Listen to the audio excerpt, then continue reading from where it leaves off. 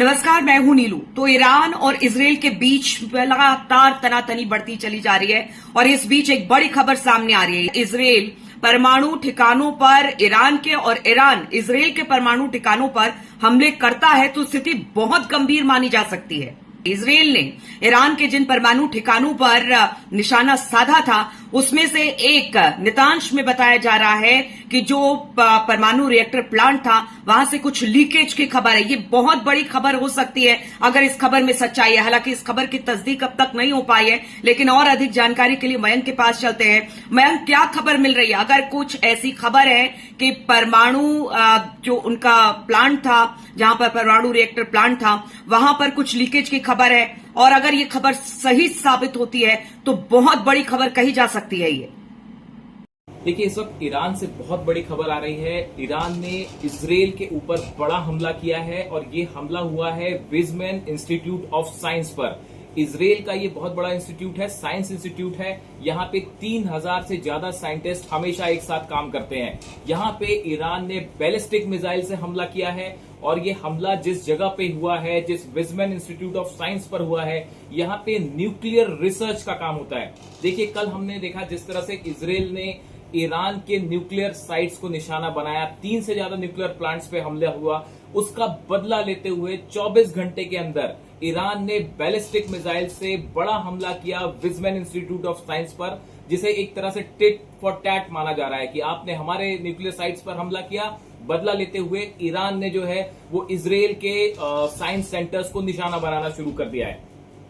इसी तरह से देखिए, खबर आई कि इजराइल ने ऑयल रिफाइनरीज जो ईरान की हैं उस पर हमला किया, वहां पे आग की तस्वीरें सामने आई, तो ईरान ने उसका भी बदला लिया है। और बैलिस्टिक मिसाइल से हाइफा पर अब तक का सबसे बड़ा अटैक हुआ है। 40 से ज्यादा बैलिस्टिक मिसाइल्स हाइफा पे फायर की गई हैं और उसका नतीजा वहां पे ऑयल रिफाइनरी धू धू करके जल रही है। बहुत बड़ी आग हाइफा में लगी हुई है, जिसे बुझाने के काम में इजरायली सेना जुटी हुई है।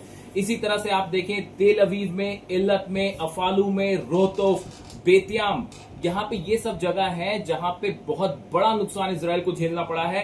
और बेतियाम में तो बताया जा रहा है कि 80 से ज्यादा रिहायशी बिल्डिंग्स पूरी तरह से तबाह हो गई हैं।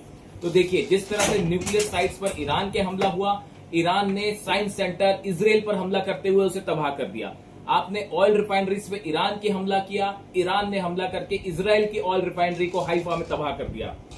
ऐसी एक बहुत बड़ी खबर और आ रही है कि ईरान की IRGC ने दावा किया है कि इजराइल के 3 F-35 जेट्स गिरा दिए गए हैं। देखिए, ये बहुत बड़ी खबर है। इजराइल के 3 F-35 जेट्स को ईरान ने गिराने का दावा किया है, जिसमें 2 पायलट्स ऐसे बताए जा रहे हैं जो ईरान का दावा है कि वो ईरान के कब्जे में है। ये इजराइल के लिए एक बहुत बड़ा झटका है। जो नेतन्याहू की हमने बात सुनी, नेतन्याहू ने कहा है कि जब तक हम ईरान के परमाणु कार्यक्रम को खत्म नहीं करेंगे तब तक ये ऑपरेशन चलता रहेगा।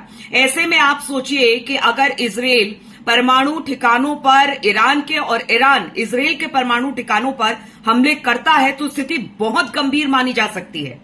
देखिए, जिस तरह से ईरान और इजराइल के बीच अब ये जो जंग है, ये इसका स्केल बढ़ता जा रहा है। इसके बाद जो सबसे बड़ी चिंता की बात है वो है न्यूक्लियर सेंटर्स पर हमले। देखिए, जिस तरह से इजराइल ने ईरान के न्यूक्लियर फैसिलिटीज को निशाना बनाया, नतांज को, इस्फहान को, फोर्दो को, ये तीनों सेंटर्स पे अब बड़ा सवाल है कि क्या यहां से रेडिएशन तो नहीं हुआ। इसको लेके IAEA की तरफ से एक बड़ा बयान जारी किया गया है। जो राफेल ग्रोसी हैं, उनके चीफ है, उन्होंने कहा है, radio active levels outside the Natanz facility remained unchanged. The type of radioactive contamination present inside the facility, mainly alpha particles, can be managed with appropriate protective measures। देखिए, इनका कहना ऐसा है कि नतांज में फिलहाल कोई रेडिएशन नहीं हुआ है, लेकिन उस न्यूक्लियर सेंटर के अंदर कुछ रेडियो एक्टिव कंटामिनेशन हुआ है। मतलब जो मलबा अंदर है वो ऐसा है जो कि रेडियो एक्टिव है।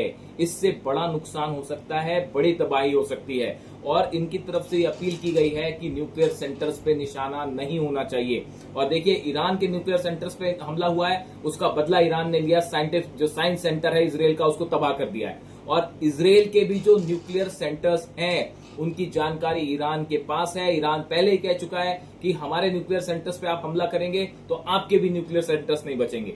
ऐसे में ये लड़ाई जो है वो अब अगर किसी न्यूक्लियर सेंटर से उसके सेंट्रीफ्यूज हैं अगर वो तबाह होते हैं या उनसे रेडिएशन लीक होता है तो ये पूरे मिडिल ईस्ट में बड़ी तबाही का सबब बनेगा। ये रेडिएशन सिर्फ ईरान तक सीमित नहीं रहेगा, ये इजराइल तक आएगा। मिडिल ईस्ट की कई कंट्रीज इससे प्रभावित होंगी। इसीलिए ये युद्ध बेहद गंभीर दौर में अंदर प्रवेश करता जा रहा है। देखिए, इसके अलावा जो और एक दो खबरें हैं, अहम खबर है कि आईआरजीसी के नए चीफ जो हैं इनका नाम है मोहम्मद पकपोर, ये जो है नए आईआरजीसी के चीफ बना दिए गए हैं। अब्दुल रहीम मौसावी जो है चीफ ऑफ स्टाफ बना दिए गए हैं और आमिर हातमी ये कमांडर इन चीफ ईरान के बना दिए गए हैं नए। तो देखिए, जिन कमांडर्स की डेथ हुई थी उन सबको रिप्लेस कर दिया गया है और ईरान के ये कमांडर्स अब फिर से अपने नए मिशन में जुट गए हैं। अब देखिए, इसके अलावा एक जो है अहम खबर और ये भी है कि इजराइल की तरफ से जो हमले हुए हैं ईरान में, उसमें जो शाहरान ऑयल डिपो है यहाँ पे आग लगने की खबर है। डिफेंस मिनिस्ट्री पर हमला हुआ है। कल देखिए, ईरान ने बड़े हमले पर जो आईआरजीसी का हेडक्वार्टर है इसको तबाह कर दिया था। उसके बाद आज इजराइल ने जो है वो उनके डिफेंस मिनिस्ट्री के हेडक्वार्टर पर हमला किया है, न्यूक्लियर लैब्स पे हमला हुआ है।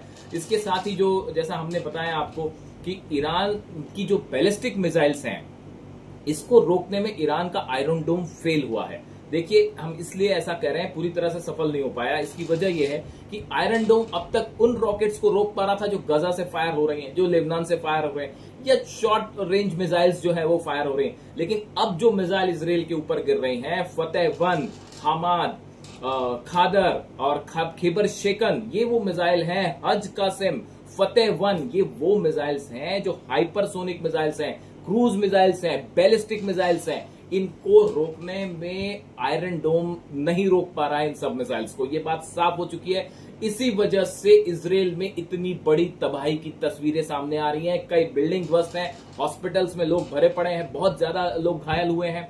एग्जैक्ट नंबर्स हमारे पास आते हैं, हम आपको बताएंगे। इजराइल में बड़ी तबाही हुई है, इसमें दो मत नहीं है। अब देखिए, आगे ईरान की तरफ से बात साफ कही गई है कि देखिए, जो बातचीत थी, न्यूक्लियर बातचीत, अब वो तो खत्म हो गई। बात वो छठे दौर की बातचीत थी, वो खत्म हो गई।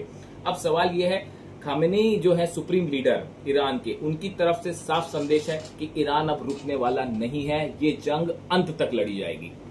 तो देखिए, दिन पर दिन स्थिति खराब होती चली जा रही है। अब ऐसे में जो रूस है या चीन है, अमेरिका ने तो अपना स्टैंड क्लियर कर दिया है कि वो इजराइल के साथ है, लेकिन रूस और चीन की तरफ से अभी बहुत सारी बातें आनी बाकी रह गई है। भयंकर, अगर इस तनातनी के बीच में, इस युद्ध की स्थिति के बीच में रूस और चीन की आप किस तरह से भूमिका देखते हैं? देखिए, इस पूरे मैटर में अब बड़ा सवाल ये है कि चाइना का रुख क्या है, रूस का रुख क्या है और अमेरिका का रुख क्या है। देखिए, एक बड़ी खबर निकल के आई है कि चाइना ने अपना एक कार्गो प्लेन जो है वो तेहरान भेज दिया है, जो कि हथियारों से भरा हुआ है। चीन अब खुलकर ईरान की मदद के लिए सामने आ गया है। वैसी खबरें ये भी हैं कि अमेरिका का एक कार्गो शिप जो है वो तेल अवीव पहुंचा है, कार्गो प्लेन जो है वो तेल अवीव पहुंचा है और वो भी हथियारों से भरा हुआ है। तो अब देखिए, इस मामले में कंट्रीज जो हैं वो कुछ ईरान के साथ खड़ी हो गई हैं, कुछ इजराइल के साथ खड़ी हो गई हैं। अब रूस जो है, रूस की तरफ से साफ कहा गया है कि किसी भी तरह का हमला जो है न्यूक्लियर साइट्स पर या ईरान के ऊपर जो हमला है वो कतई बर्दाश्त नहीं किया जाएगा और रूस जो है पूरी मजबूती के साथ ईरान के साथ खड़ा हुआ है। अब देखना यह है कि अगला कदम रूस का क्या होता है, जो शायद अगले 1 या 2 दिन में साफ हो जाएगा। दूसरी तरफ चीन ने कहा है कि ईरान पर जो हमला है वो संप्रभुता पर हमला है ईरान एक स्वतंत्र देश है और उसके ऊपर इस तरह से हमले बिल्कुल नहीं होने चाहिए से जिसका उन्होंने जो है वो बहुत निंदा की है। और इसी के साथ ही अब चीन ने हथियार भेजने ईरान को शुरू कर दिए हैं। आप देख रहे हैं इस वॉर का स्केल अब बढ़ता जा रहा है। एक तरफ अमेरिका है, अमेरिका इजराइल का सपोर्ट कर रहा है, दूसरी तरफ रूस और चाइना मजबूती के साथ ईरान के साथ खड़े हो गए। तो अब ये युद्ध का स्केल एक बहुत बड़े युद्ध की तरफ आगे बढ़ रहा है।